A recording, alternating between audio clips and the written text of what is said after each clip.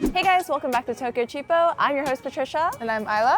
And we're here to explore the Kagurazaka area, also known as Little Paris. Kagurazaka has lots of French influence, like French boutiques, bakeries, restaurants, but you'd never guess we're still in the Shinjuku ward. All right, so let's go explore.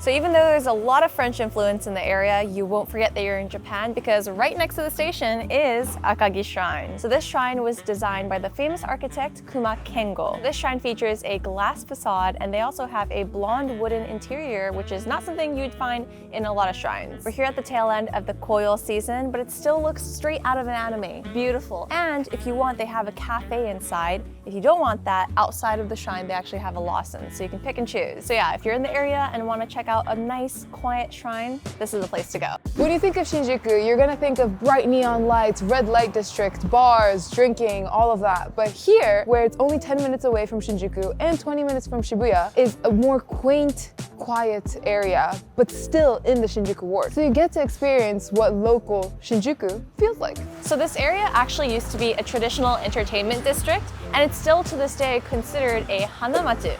Hanamachi is basically the fancier name for a district where geishas used to live and work. That's why if you walk around, you'll actually come across small, narrow alleys where you can see like traditional looking restaurants or cobblestone streets. Kagurazaka has a nice mix of old and new. So they've got that Edo period atmosphere with temples and shrines right alongside more modern cafes and shops. Speaking of shops, this area also has one of the best concentration of quality souvenir shops. Oh, come on now.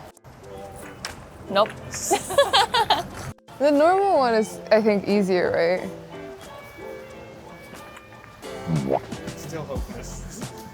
We're right here in front of La Kagu, which used to be a storage facility when it was built in 1965, but they've since then revamped the place while still maintaining that Showa era charm. Inside you'll find things like a traditional Japanese shokudo or restaurant. They've also got a place where you can buy some Japanese chomilyo or spices and seasonings. They also have a lot of good souvenir options at this store right here. And on the second floor they have an open area, so usually they have some pop-ups, events, and even lectures. Right now they've got a pop-up going on that has like washi tapes or things like little bags or accessories that you can buy and take home. So it's worth checking out because the pop-ups always change and you never know what you'll find. Along Kagurazaka, there's loads of quick eats, so street food, just something you could take easily. We are at the Gojuban Nikuman store, and it's the Honten, so the main store, and they're just selling so many different kinds of nikuman. This is a mini version. This is like bigger than what you get at the konbinis, and there's a larger version, which is like 240 grams. This is only 120 grams, but let's try. I kind of only got bread. I want to get the meat. For 470 yen, quickly get it, eat it, and then you keep moving. Currently we are at Rakuzan, and they sell tea from all over Japan, ceremonial grade tea. Honestly, it's a marketing term, but like they sell good tea, and they have more than just matcha. They have good matcha, sure, straight from Kyoto, but they also have genmaicha, they have hojicha, and don't be going around drinking like lattes. Like you don't really need to put milk, like come on, leave it to the Brits, you know, to put milk in their teas. Here you could get real tea, you know, like prepared properly, and you could buy the pots that you prepare them from, and you drink it in little increments. Don't just buy matcha, get genmaicha, hojicha. Hojicha, my favorite. So try it out without the milk and you'll be surprised. This is Kagurazaka Dori, which is actually the main street that everything is held. So all the events go down the street. They've got shops, restaurants, souvenirs, wagashi, you name it. The street actually goes all the way from Kagurazaka Station to Iidabashi. So it's just one line. And this is also a great place to put away that ChatGPT. Stop asking Google where to go. Just come here, open your eyes, look up, and find a restaurant. Behind me is Zenkoku-ji Temple, which is a Buddhist temple that was founded in 1595 by Shogun Tokugawa Ieyasu. This is a centerpiece of the area and also all the events that happen, such as Awa Odori. We mentioned Awa Odori in our Koenji video, so check that out if you want, but they also hold the event here and in Shimokitazawa as well. If you haven't already been to an Awa Odori festival, festival. It's really exciting. The vibes are there. People are dancing. There's just so much energy. People are dancing all the way down this street and some other areas as well, so check it out if you can. Another festival that happens in Kagurazaka is the Neko Festival. The literal translation of Neko is monster cat, and there's folklore behind it where it's said that they have supernatural abilities, one being their ability to shapeshift into humans. So in this festival, people come together and they all dress up in cat costumes and cat masks, and it's a really fun event. It's definitely not a festival that you've ever seen before, and very different from Awa-odori, which is what Patricia just mentioned. Everyone comes together. You do have to wear a cat costume if you want to participate, so keep that in mind if you are visiting, but just to watch is free and you don't have to. Another festival that happens is the Kagurazaka Street Stage O-edo Tour. This festival happens all over Kagurazaka town. It literally takes over. There's a lot of Japanese traditional arts as well as music using very traditional musical instruments like shamisen and koto. It's a very rare experience to be able to see this with a lot of Japanese arts as well as people playing shamisen. You never see that anymore. I think it's not something that you should miss if you want to experience the real Japanese culture. If you want to know when all these events are happening, go check out our Tokyo Chiba events page where all the dates are updated regularly. Turns out, even as a tourist, a lot of services in Japan require you to have a Japanese phone number. More than you think. Mobile makes it easy for you to get one, and we have a discount code for you.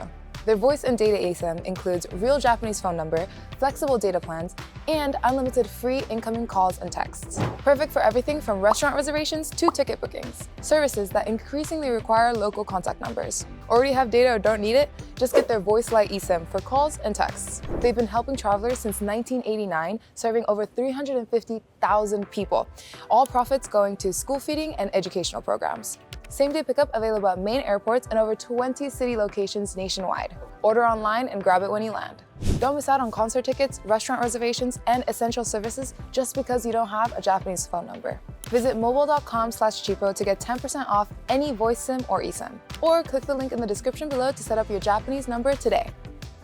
I'm currently walking down Geisha Komichi, which is the route that the geishas took from their registry, which is the kenban, to dinner engagements.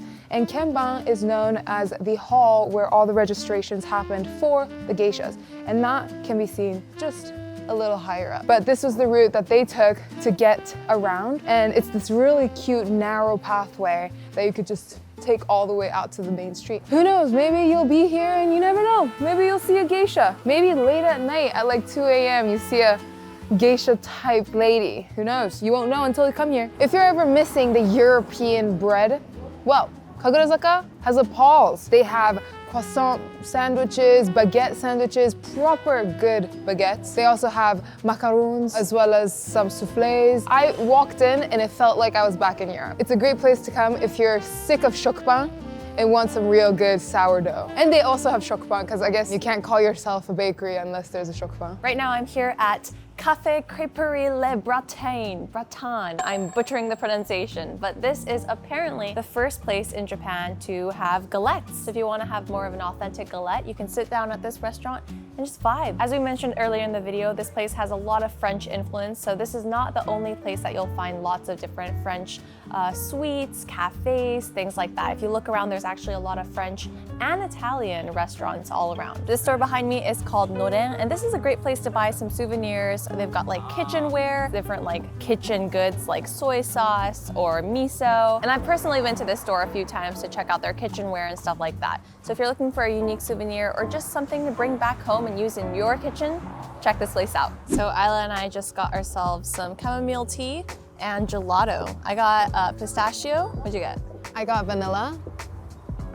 The good kind. The good kind? The good kind. How's yours? I like it. I feel like you know when a pistachio gelato is good when it's not like bright green. Yeah. This place is really nice. So we're sitting at the deck of Canal Cafe right now. We're overlooking the canal. They've got some boats going around and I think you can rent these boats actually. So it's 1,000 yen for 30 minutes. They've also got the train coming and going, which is great. Great views. It's a nice relaxing time after a long day of walking. We're actually at the cafe, but there's also a dinner section. There's pizzas, pasta, even a banh mi if you were feeling a little Vietnamese. It's a nice spot to come, I think, during sunset, and you could just relax and have some nice little treats. I will say it's a nice date spot.